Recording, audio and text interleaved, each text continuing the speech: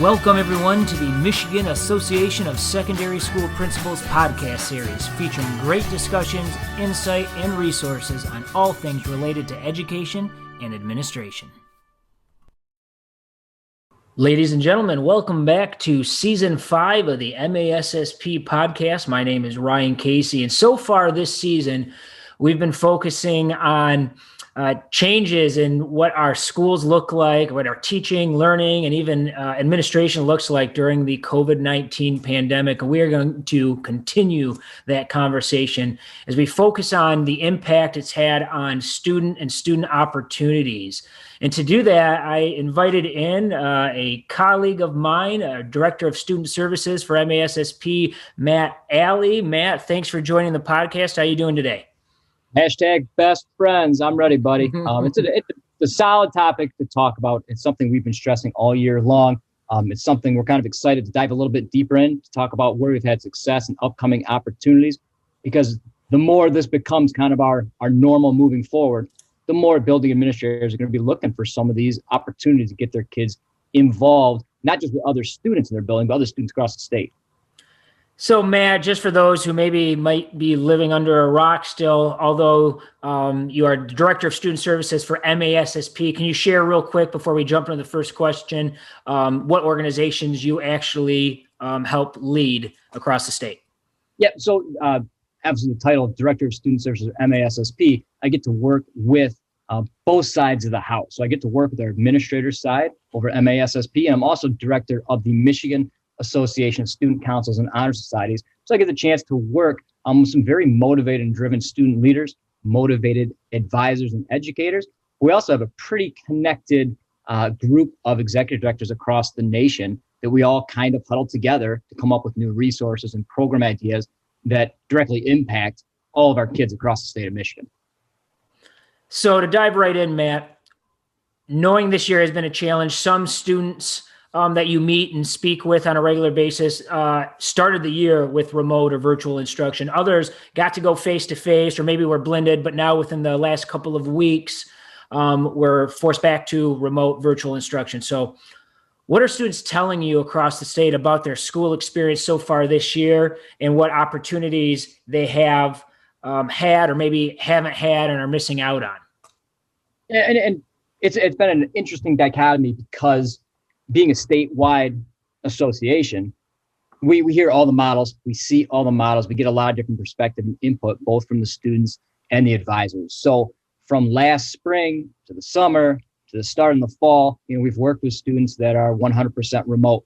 We've worked with students that are in that hybrid model. We've worked with students that are still able to operate in that face-to-face before the last couple of weeks, when now we've all been moved to remote learning. So you kind of try to pace that ebb and flow between the students that have found success in being fully remote, and those that are kind of flipped on their head the last couple of weeks for what this is going to look like moving forward. And I think the most important aspect that we've tried to provide is this consistent opportunity model for our students. So we really tried to remove ourselves from, it doesn't matter which of these three models you're falling under, face-to-face, the hybrid, the fully remote. We want to provide some of these learning opportunities for kids, no matter what, what position you're in. And we've been able to find a little bit of success. So early off in the summer, we did host a statewide advisor meeting to try to, ask the group what we're looking for, to touch base with some of their ideas. And one of the most resounding things that came out of those initial meetings is that the students still needed opportunities to connect with one another. They still needed programs for dialogue, for student voice, for some of these leadership foundational skills. So that's where we really hit the ground running. We were able to launch our first program pretty quick into the year. So in mid-September, I partnered with 7 different states, and we ran a multi-state leadership conference where we actually had, some really good participation from Michigan and from across the nation. So we got about 1,500 kids into a digital conference, which is really our first showcase of here's what a digital conference can look like, but look at all the great takeaways and information, not just a student, but a student program can have from working with one another and trying to restoke that passion and that excitement for learning, trying to be flexible for what type of school program you can offer. If it's, social media based, if you're still able to get into the building and do some of those spirit and culture and environment initiatives, that's really where we start to chip away, is to remind people that, yes, we are in this state right now, but our students and their growth and what students can do for, the rest of their peer community is really the most important aspect to focus on in our current state. Absolutely. And you were kind enough to let me jump on and assist with the that national conference that we participated with, all virtually. And I have to hand it to the students and the student leaders there that they were absolutely awesome, because that was probably their first experience doing a conference in that format as well. And the students were awesome. They were hopping in and out of Zoom sessions and digital sessions and using the conference chat system, and just so professional, so appreciative of still having an opportunity to do something. And that was after school hours on their own time, giving up their free time. Whether it was on the West Coast, it was a little earlier in the day. For people on the East Coast, it was later into the night. And those kids did a phenomenal job with that. So that was really, really cool to see. And there's nothing like kicking off your digital program catalog with a select your own 12 breakout interest-based session, 1,500 person. I think we ended up having 13 state on the call conference. So I don't think we meant to aim that big right away, but it really showcased, what we can do with virtual learning. And obviously it's tailored some of our programs that we've been able to launch from there. So we had some things that you were able to still get in over the summer. We kicked off the year with that big event. What else has taken place since that event, or what do you have coming up on the calendar again, so students can still participate in some opportunities that they're used to seeing from MASC, MAHS, or even maybe new events that you're trying for the first time now coming up? And we do have both. We have new events and we have some standing events. One of the most important things we did was a complete catalog review to try to make sure that the programs we are offering would first and foremost work in the digital format, and then how we could make these valuable experiences for students. So under that review, when we got with the rest of MASP leadership, one of the ones that we definitely wanted to keep in place was our Student Mental Health Summit. We ran that program for the first time last year. We re-teed that up for a virtual experience, and we had a fantastic response for a fantastic program. That program is really meant to not just inspire, but to give school teams, tools and resources to help drive the importance of student mental health. So we were very excited to run that program digitally, to have some success in the way we ran a multi-day conference, which again kind of sparked some ideas moving forward. So after that conference ended, we got a chance to do recon with the administrators. We kept trying to figure out, where should we go from here? So one of the natural fits that we ended up running just last week was our virtual student legislative day, which, after we look back at the program we built, which I'll talk about, that program, by all accounts, works out better in the virtual atmosphere. It just does. One of the things we found that is kind of a no-brainer when you reflect back is running a virtual program. You don't have to worry about travel, hotels, drive-in time, drive-out time. We're seeing schools from all across the state and the UP to be able to attend these events that otherwise they might not be able to. So having Student Legislative Day, that is typically an event run on site at the state capitol, where we have limited amount of space, when we occupy the Senate buildings, limited amount of space when we do our tours of the Michigan State Capitol building, or we want to attend a House Senate. Having this in the virtual realm, we had hundreds of kids. They were able to take this virtual tour of the Capitol. And we had hundreds of kids that were able to sit in on our panel of speakers. And speaking of that panel, we got hooked up with some of the top legislators, lobbyists, staffers. We got campaign managers. We have legislative reporters. We were able to get on people's calendars because we're in this virtual realm where they could make 15 minutes of a Zoom call happen, where otherwise, if they are running around on site, they might have to drop out. So the program itself, not only were we excited to run, was it beneficial for the students, but it's something that we're actually excited to probably queue up next year as a virtual event, or a hybrid event, where we can have, 100 kids on site with us and then open it up to across the state to do some of these virtual components to keep the learning, to keep the growth in place. That's a great point you made about, sometimes change, although we we fear it a lot of times. It did open up a new opportunity. And as you mentioned, you actually think it went better with this virtual format. So I would challenge our school leaders and administrators and teachers. Maybe there is some good that can come from having to do things in a new way, virtually, remotely, that maybe in a crazy way makes it easier or better. And if so, you can stick with that. So it's almost one of these, it's something you just have to try. And I was very skeptical over the summer when I attended a lot of the workshops. You and I attended a ton of digital conferences to try to make sure that, when we started to launch our programming, we had some of the logistics down. We had the definitely do's, the definitely do nots in place. But I would encourage for any administrator, any student to try one of these programs if it meets your interest or your needs, or if it helps fill a gap. A lot of these programs we're able to run at a very, very low cost because we don't have to do the room rental and venue rental and foods. It's just trying to get the content across. So even if you're a little bit skeptical and you want to watch some of the on-demand stuff that we've been able to do, if you want to send a small group of kids to one of these events, I think you'll see that the platform that we're using and the creative constructs around our programming are working. And it's something we're actually excited about. So student mental health, student legislative day, the national conference, all things that have occurred already in this school year. What else do we have as we're approaching the new year, 2021, do we have in store for student opportunities? And we actually have a lot. We've set some pretty lofty goals. We've actually tried to align our thinking, just like an educator would do in their lesson planning. I know we've all know the terms synchronous and asynchronous learning, but how often did those come up, prior to 2020? Now it's a standard set. Once you're creating your lessons, what are you going to do synchronously for your kids? What are you going to do asynchronously? So we've tried to take that same program approach to have both avenues available. So from a synchronous learning standpoint, we have a virtual program catalog set. The next two events that we are running in the virtual atmosphere are our regional events. In a typical year, from the student leadership side, we run about 8 to 10 regional leadership events across the state of Michigan, working with different schools and different students. This year, we have two very large super regional events that we're going to run January 27th and February 7th. Again, the dates that probably you wouldn't know these unless you're looking at your calendar right now, which I don't really see happening, but the dates themselves, we're also trying to be flexible, to work in with your advisor and your student schedule. So we have a Wednesday date, that January 27th, that is happening during the school day. If that meets your needs, if that helps fill a gap, awesome. We'd love to see you there.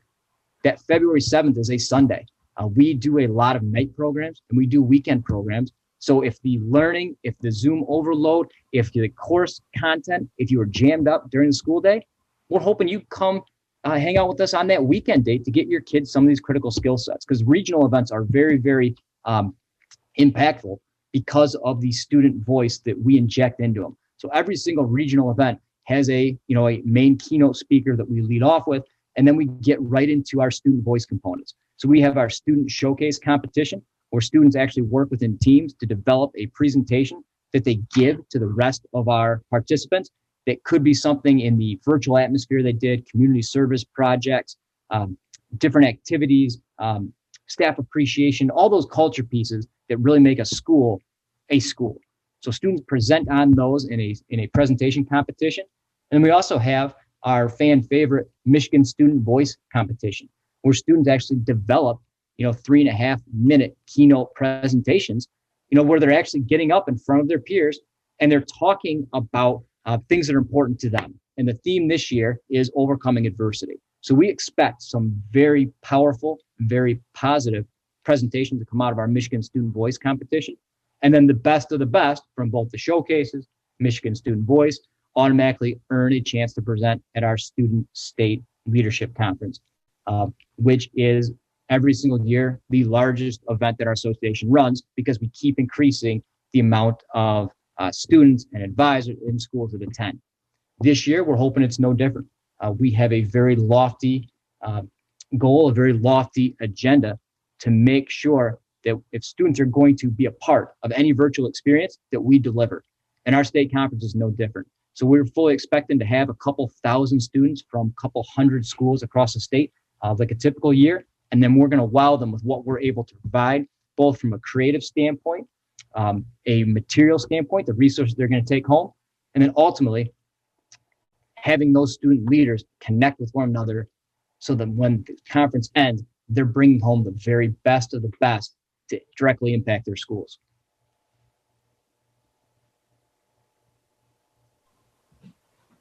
Sounds like you have a lot scheduled yet still for the winter and spring for kids. I know, just obviously I have the privilege, look at that, I'm being nice, of working with you, knowing all the different crazy things you guys have going on. What about esports? Can you talk a little bit about what's going on with that? Because I think that's still something that's new, and some people might have thought that, oh, I missed the boat because esports started this fall, but can you talk to them a little bit what's coming up this spring with that? No, absolutely. And esports is another wonderful endeavor that we've actually got the privilege of working with our vendor Play Versus over the summer to try to see about what a statewide league would look like. We were very fortunate to be able to get that state league up and running in the fall, to get teams competing on 3 different games. So we have League of Legends, Smite, and Rocket League for our state-sanctioned leagues. The great part about these state-sanctioned leagues is students get to compete with their teammates against other schools across the state of Michigan in one of those 3 games. The records are counted, the scores are tallied, and you get to that playoff and ultimately that state championship feel, which is really what we're going for, is to not just make an activity or not just to make a school group, but these are teams that if a school chooses to could, award varsity letter score, which is really exciting. So we do have a playoff structure that Play Versus takes care of. We have our championship actually coming up this weekend, which we're very excited for, the playoffs and championships. Playoffs are this Saturday with the champions on Monday for our fall set. And then one of the coolest parts about esports is the league itself is split into 2 different seasons. So you have a complete season that happens in the fall that ends right before holiday break. And then we start signing up schools and getting more people, more participation, more teams to play until that spring league launches in early February. And then you get to do it all over again. You get to go through, the SEL piece and the communication stuff and the leadership skills and all the great things that come with athletics. The kids that do esports get that piece, and they get to compete in the games they love, and they get the playoffs and the possibility for championships and scholarships. It's just another great opportunity to offer your building. Absolutely. So some things, some staples, maybe you're doing a little different this year, as you mentioned, maybe with how you're doing your regionals or states. Maybe if things progress and we return to normal in time for summer, or at least next school year, we'll go back to normal. But do you see, you kind of alluded to it a little bit earlier, maybe the benefit of eventually getting to a point where we can run some of these events face-to-face again, but then maybe there is still some sort of digital option for those schools that were traveling with kids really, really far, or maybe are under transportation or budget limits, that sort of thing, maybe by next school year? Yeah. And I mean, necessity is the mother of all invention, right? So obviously we've had some great success in standing programs from the time that, I've been able to work with MASSP to be able to add new program concepts, to grow the existing programs, to offer some really creative growth pieces for students. I want that all to remain the same. I want to run our normal every year face-to-face impactful program schedule. And one of the silver linings of the last 10 months is now we have this secondary component that can be an add-on to any one of our programs. So yes, we can run our on-site, our leadership training institutes and our summer camp program, our leadership day with the Detroit Pistons. Some of these programs that we kind of had to put on the back burner as we're trying to figure out where the state of Michigan is at, what different school policies and procedures are in place to attend off-campus PD, all that stuff. But now what we can do next year is when we reset those programs is we can add in these virtual components to just open the doors for more schools and more kids to attend. So, obviously we're all crossing our fingers that we want to be out of the pandemic as soon as possible. Like as soon as possible, we want to get back to what we consider normal, but we're not going to lose sight of all the ground we've made with some of these digital programs. And I think if we view it from that lens, it's only going to bolster our entire offering for schools year in and year out.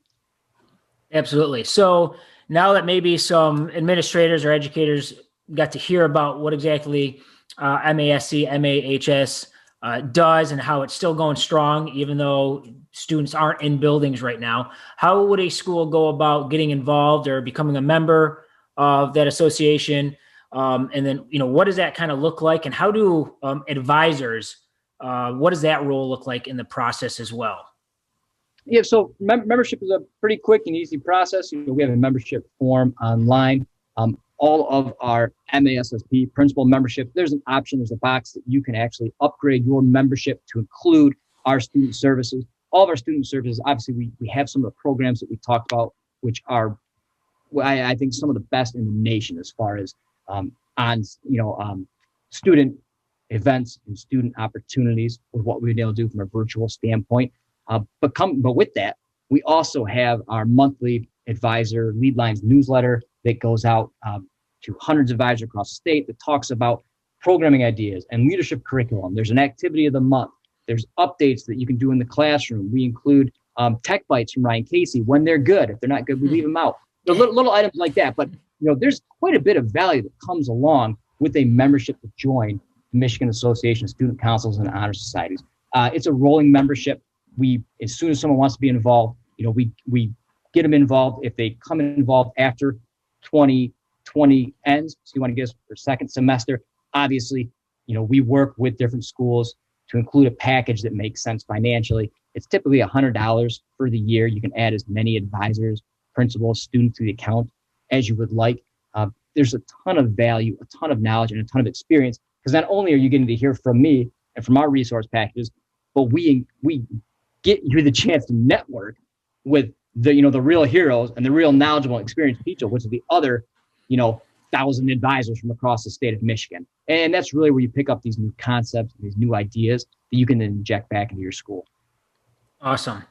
Well, hopefully you've been able to, by listening, understand how passionate Matt is about the work he does and how much he loves working with students and student leaders and advisors across the state, and that this organization does a really, really great job of providing opportunities for students. So again, even though we live in different times right now, Matt is not dropping the ball. In fact, they're adding more than they've ever done before to give kids a sense of normalcy and opportunities to grow and learn. And the kids have responded really well so far with that. So I would encourage anybody listening, if your school is not signed up to do that, you truly are missing out on some wonderful opportunities for your kids, for your teachers, for your building. So Matt, thank you so much for taking the time to hop on. I'm sure you've got to hop off and go back to planning the next 25 events you have planned for kids coming up in the next probably month or two. So thank you for your time. Thank you everybody for listening. Again, you can access all of our podcasts